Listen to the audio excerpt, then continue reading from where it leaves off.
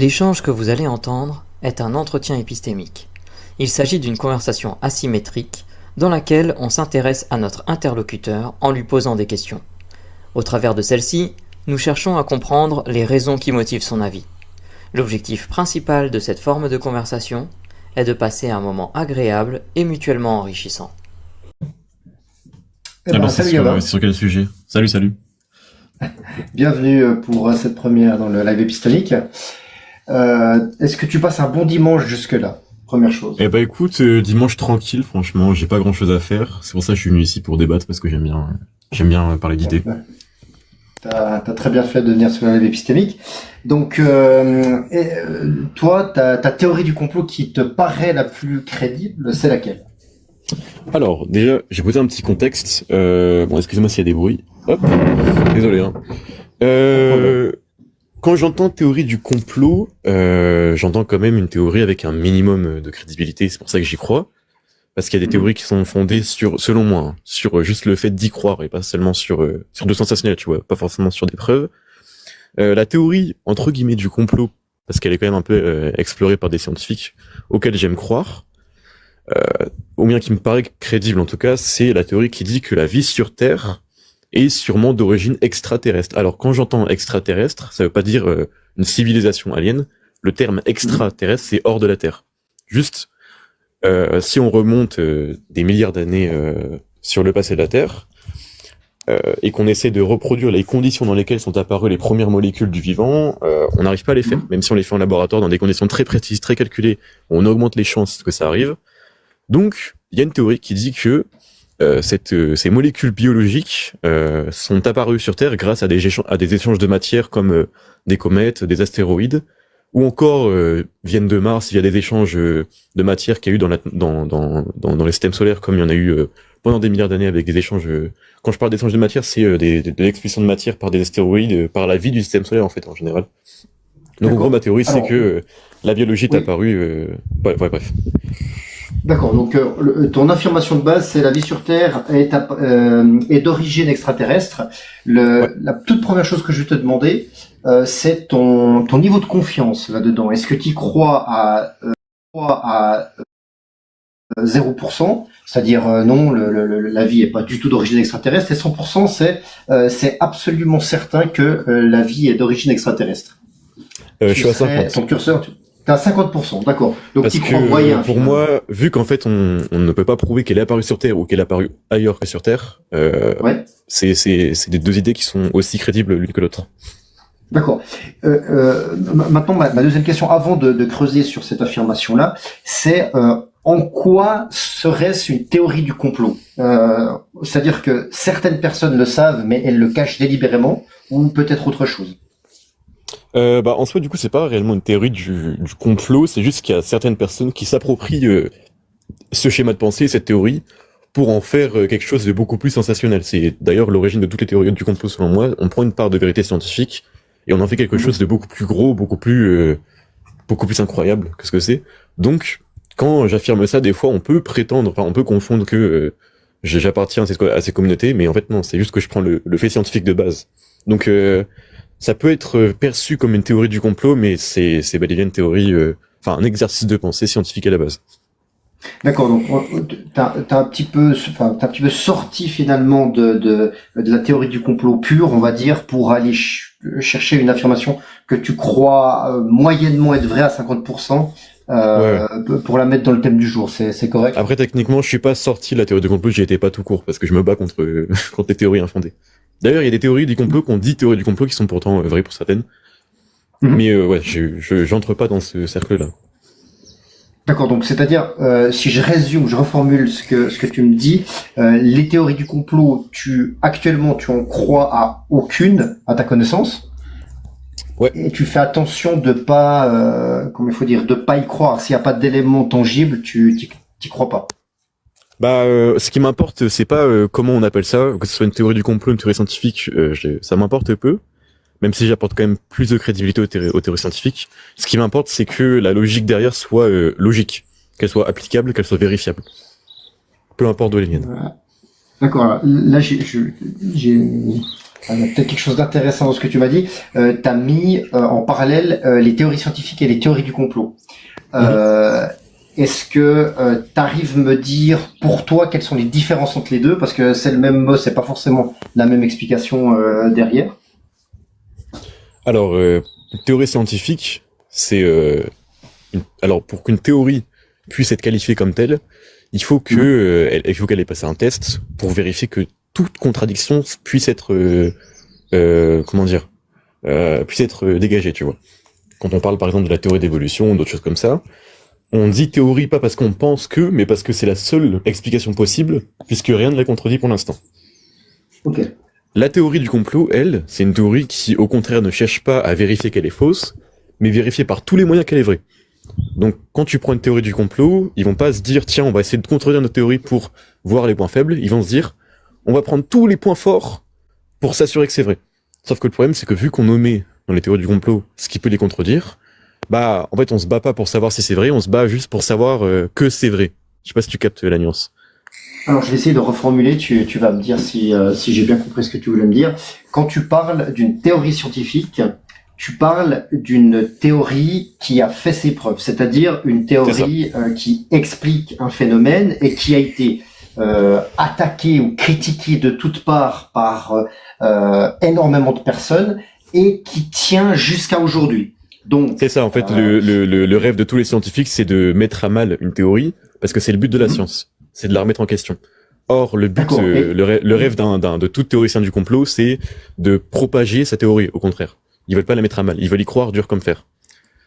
Ce qui différencie une théorie du complot et une théorie scientifique, c'est que la scientifique s'en fout, littéralement, du résultat. Il veut juste la vérité. Alors que les théoriciens du complot, eux, croient et ont une attache sentimentale à ce résultat. D'accord. Et alors je reprends, hein, donc cette théorie scientifique, c'est quelque chose qui est solide, qui a passé toutes les étapes jusqu'à maintenant de critique et d'attaque, tandis qu'une théorie du complot, c'est une hypothèse fondée sur des éléments plus ou moins probants, souvent moins probants, qui en fait est argumentée par tous les éléments qui pourraient venir la confirmer. Et donc on se retrouve avec, en tout cas en français, deux termes, enfin un même terme qui est théorie, qui veut dire quelque chose pratiquement de différent si on parle de théorie scientifique ou de théorie du complot. Est-ce que j'ai si on devait les différencier, ta pensée? Ouais, c'est exactement ça. Si on devait vraiment différencier avec du lexique, chez les scientifiques on appelle ça une théorie, et en théorie du complot on appelle plutôt ça une idéologie. Voilà. Mais oui, t'as très bien résumé, c'est parfait. Tu as dit une chose, tu me dis si c'est correct, quand tu m'as dit que c'était ce que les scientifiques recherchaient, c'est que leur théorie soit mise à mal à un moment donné. C'est ça.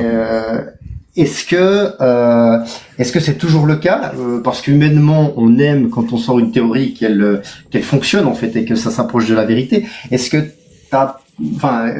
c'est toujours le cas qu'un scientifique veut absolument que sa théorie soit soit mise à mal? Oui, c'est le but de la science. Le but de la science, c'est d'apporter un modèle qui peut toujours mieux expliquer la réalité. Et donc, le but de la science même, c'est d'expliquer la réalité. Et donc, le rêve d'un scientifique, c'est de dire, tiens, j'ai une hypothèse, je vais essayer de travailler en ce sens pour mettre à mal une théorie, pour voir si, pour tester cette théorie, voir si elle tient toujours le coup. Donc oui, c'est la dynamique même c'est le principe de la science, c'est de mettre un modèle et de le mettre à mal pour le perfectionner. C'est comme ça qu'on forge des épées, on tape dessus entre guillemets, si c'est un peu métaphorique, pour les affiner. D'accord. Si on revient en arrière, est-ce que il y a 10 ans, il y a 20 ans, tu as eu cru à, peut-être pas forcément une théorie du complot, mais une théorie sur laquelle tu t'es rendu compte que tu avais tort et t'es revenu en arrière? T'as éventuellement des exemples? Oui, avant j'étais platiste.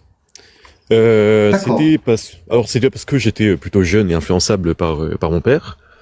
Je me suis rendu compte que c'était quelque chose d'assez faux parce que c'était pas fondé sur quelque chose de vérifiable, mais c'était fondé sur un rejet social. C'était un mouvement, c'est une pensée, c'est une idéologie qui est purement sociale. Donc je considère qu'on ne peut pas mélanger la véracité technique des choses et un sentiment de rejet.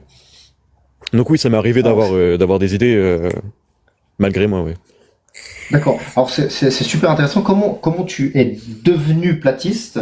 Et puis, enfin déjà ça c'est ma première question. Qu'est-ce qui t'a poussé à devenir platiste au final?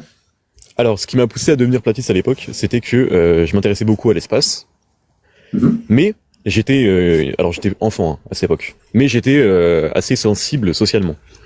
Et D'accord. qu'est-ce qu'il y a de mieux qu'une figure paternelle pour se sentir écouté et pouvoir échanger des idées? Sauf que cette figure se montrait très charismatique, était très convaincante, et il m'a convaincu d'une chose qui était fausse, et que j'ai pu démanteler, vérifier par la suite. Et plus profond que ça, je me suis rendu compte au-delà de l'idéologie qui n'allait pas, que c'était une personne qui ne comprenait pas le sens des mots, comme la plupart des théoriciens du complot qui sont enfoncés. Je parle pas tous, hein, mais vraiment les plus enfoncés. Mais ouais, du coup, je suis devenu pas par désir, pas par curiosité, mais par pure manipulation d'un homme charismatique. D'accord. Et d'autant plus avec l'autorité parentale, en général, C'est ça, ouais. selon l'âge, on fait confiance à nos parents et pour le 99% du temps, c'est une bonne méthode. Et surtout qu'on on le fait pas consciemment au tout départ. Et comment tu en es sorti? Déjà, à quel âge tu as commencé à avoir des doutes? Quel est l'élément ou les éléments qui t'a petit à petit, disons, fait sortir du platisme? Bah, c'est le fait que je m'intéresse à l'espace. Quand je m'intéresse un peu, en fait, j'ai toujours eu un esprit assez curieux, donc je me suis intéressé au pourquoi du comment dès que je vois une chose.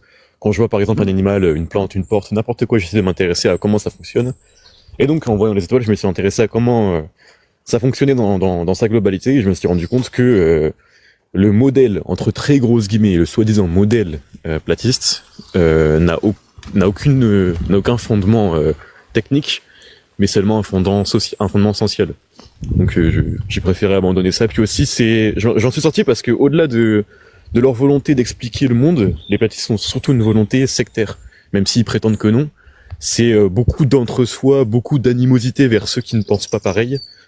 Et je trouve ça dommage en fait. Je trouve ça profondément inhumain de juger et d'ostraciser les gens parce qu'ils pensent différemment. D'accord. Donc, alors, si je résume, c'est surtout une composante sociale qui finalement fait rester. C'est C'est ça. c'est le fait d'être en groupe, oui, de rencontrer des gens, de se créer un groupe social, et donc perdre sa croyance là-dessus, ça fait aussi sortir de ce groupe social, et donc du coup, ça rattache à la croyance. Si je comprends bien ce que tu me dis. Ouais. Et est-ce qu'il y a tu te souviens de l'élément technique en particulier qui t'a mis le doute ou qui t'a fait sortir? Quel est le détail? Parce que, enfin, est-ce que c'est un détail ou bien est-ce que c'est un tout? Est-ce que t'arrives à m'en parler un petit peu? L'élément technique qui m'a fait sortir, c'est par rapport à la gravité, parce que je me suis renseigné sur. Maintenant, je me considère comme quelqu'un d'assez calé en sciences.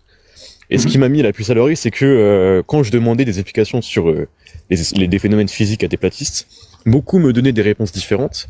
Et surtout, ce qui m'a mis la puce à l'oreille, et c'est ma phrase favorite, c'est que les gens ne comprennent pas le sens des mots. C'est-à-dire qu'il y a beaucoup de platistes à l'époque qui confondaient atmosphère, gravité, pression, vitesse. C'est-à-dire qu'ils parlaient d'éléments, ils parlaient de force, de matière, de choses scientifiques, sans savoir ce que ça veut dire, sans comprendre comment ça fonctionnait. Et c'est ça ce qui m'a fait sortir. C'est-à-dire que je me suis dit, bah, pourquoi pas être platiste? Mais dans ce cas, il faut avoir des arguments qui tiennent la route. Faut que les phrases aient un sens. Faut que ça soit logique. Voilà quoi.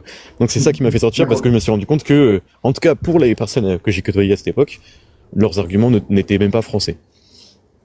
Donc, si je résume, c'est une incohérence finalement entre les différents discours que tu pouvais rencontrer, et du coup, tu avais de la peine à modéliser, du coup, une théorie qui prenne en compte tous les phénomènes et qui fonctionne à tous les coups.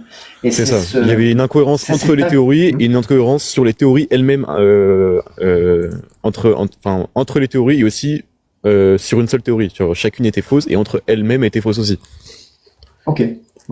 Voilà. Je te remercie beaucoup pour cet entretien, Gabin. On arrive déjà malheureusement aux 15 minutes. Je vais demander, avant de te poser une dernière question, à mes collègues s'ils ont une question à emporter pour toi. J'ai pas de questions de mon côté. Merci, John. Épistémique. Pas de questions non plus. Merci, Épistémique. Suricat, tu as une question à emporter pour Gabin?